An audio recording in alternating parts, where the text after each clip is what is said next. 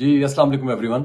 मैं आज बात करूंगा इंडिया के मुतालिक जो ऑपरेशन सिंदूर में शिकस्त खाने के बाद अभी आलमी ताकतों के साथ मिलके और एंटी पाकिस्तान फोर्सेस के साथ मिलके तो पाकिस्तान के खिलाफ वो तरह तरह की चालें चल रहा है।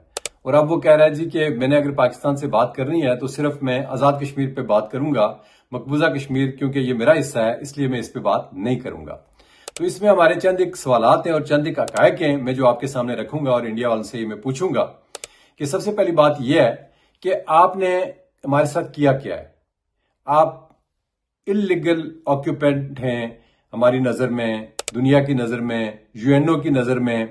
जब ये फैसला हो गया था कि जो मुस्लिम मेजॉरिटी के एरियाज हैं वो पाकिस्तान के साथ रहेंगे, रिमेनिंग आपके साथ रहेंगे, प्रिंसली स्टेट्स जो हैं वो अपनी मर्जी से जाएंगी, तो आपने जो है वो जबरदस्ती एनेक्स किया है जूनागढ़ को, हैदराबाद को, जोधपुर को और मकबूजा कश्मीर को अपने साथ।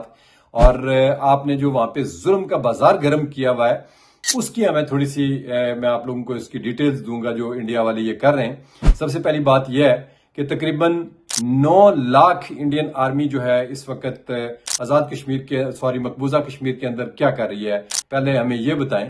बिकॉज हम ये समझते हैं कि ये most densely militarized region in the world है, जो कि एक जेल है बहुत बड़ी इंसानों के लिए, जहां पे इंडिया वो एक दरिंदगी का मुजाहरा कर रहा है। इंसानों के साथ ऐसा रवैया उसने रखा हुआ है जो कि जंगली जानवरों वाला रवैया है मैं समझता हूं।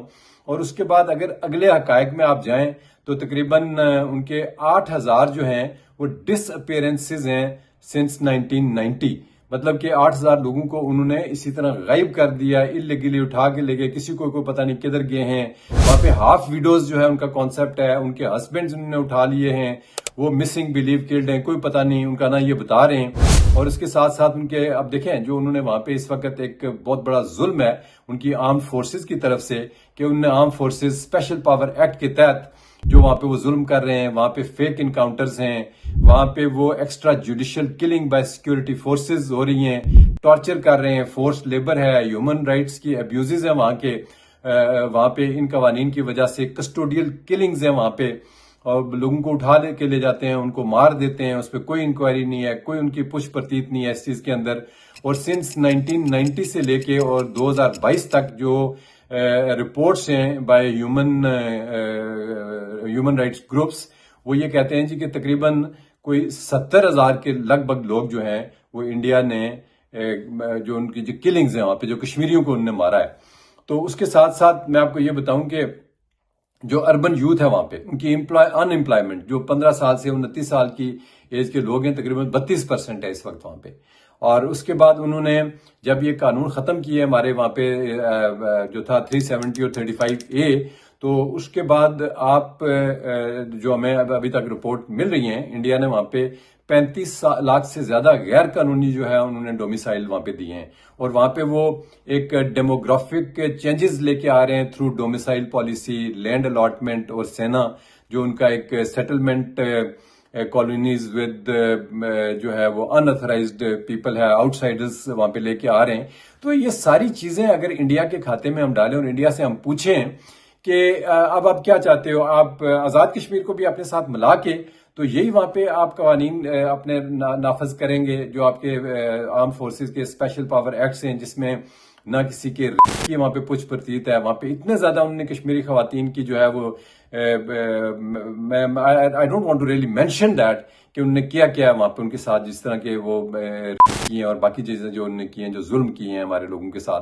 तो 70 साल से वो दुनिया के साथ ये झूठ बोल रहा है कि जी कश्मीर बिल्कुल नॉर्मल है, वहां पे इलेक्शंस हमारे बिल्कुल ठीक हो रहे हैं, सारा कुछ हो रहे हैं, वहां पे गन पॉइंट के ऊपर ये इलेक्शंस जो है ना करवाते हैं वहां पे। लेकिन एक जो ये उन्होंने ये बाजार गर्म किया हुआ है इस जुल्म और सितम का, तो इसका भी दुनिया इसका नोटिस ले।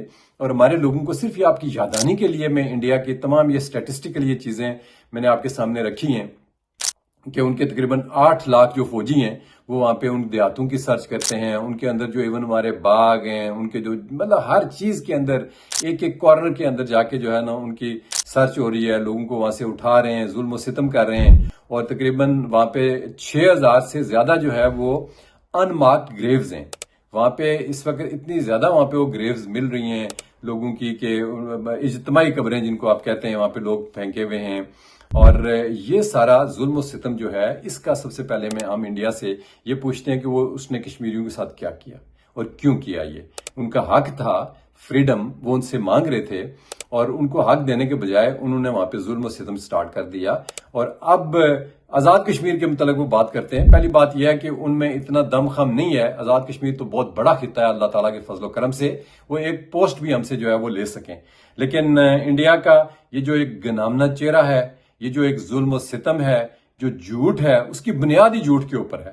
اور اس کی بنیاد ہی اس وقت وہ کہتے تھے ہم ورلڈ کی بہت بڑی ڈیموکریسی ہیں، اور ہمارے پاس جو ہے نا ایک بہت بڑا عدل کا نظام ہے، سارا کچھ ہے. تو وہ دنیا کے سامنے ساری چیزیں جو ہے نا وہ اس وقت آ چکی ہیں. جو RSS کا وہاں پہ ایک مینڈیٹ انہوں نے دیا ہوا ہے، جو مائنورٹیز کے ساتھ وہ ظلم کر رہے ہیں، تو یہ سارا چیزیں جو ہے نا یہ آن ریکارڈ ہیں. تو ہم اس میں صرف اتنی یہ ریکویسٹ کرتے ہیں کہ ہم انڈیا کے ساتھ اچھے تعلقات چاہتے ہیں، ہم سارے نیبرز کے ساتھ اچھے تعلقات جاتے ہیں. یہ میں اپنی عوام کی ایک پلس دے رہا ہوں اس پورے سسٹم کو. لیکن اس کے ساتھ ساتھ اچھے تعلقات میں جو ہے سب سے ضروری جو بات ہوتی ہے کہ آپ نے ایک جسٹس جو ہے اس کا پرچار کرنا ہے، اس کو انشور کرنا ہے، نہ کہ ظلم و ستم کو آپ انشور کریں گے یہاں پہ اور اپنی من مانی کریں گے، اور جو آپ کو دل کرے گا اس طریقے سے آپ اس خطے کو چلائیں گے. یہاں پہ جنگل کا قانون آپ رائج کریں گے. تو ان چیزوں کو نہ ہم ایکسیپٹ کرتے ہیں، نہ اس سے پہلے ان کے سامنے ہم جھکے ہیں، اور نہ ہی اس کے بعد انشاءاللہ ہم جھکیں گے. اور ہماری صرف یہ ریکوائرمنٹ ہے کہ جو یونائٹڈ نیشنز کی قراردادیں ہیں اس کے مطابق آپ کشمیر کا فیصلہ کریں، اس کے اوپر آپ اس کو ٹریٹ کریں، نہ کہ یہ ظلم و ستم کا جو آپ نے بازار وہاں پہ گرم کیا ہوا ہے، اور جھوٹ اور فراڈ اور سارا کچھ آپ نے، اور عالمی طاقتوں کے ساتھ ابھی آپ مل کے جو وہاں پہ نظام آپ نے شروع کیا ہوا ہے، یہ ایکسیپٹیبل نہیں ہے. Thank you very much. Pakistan زندہ باد.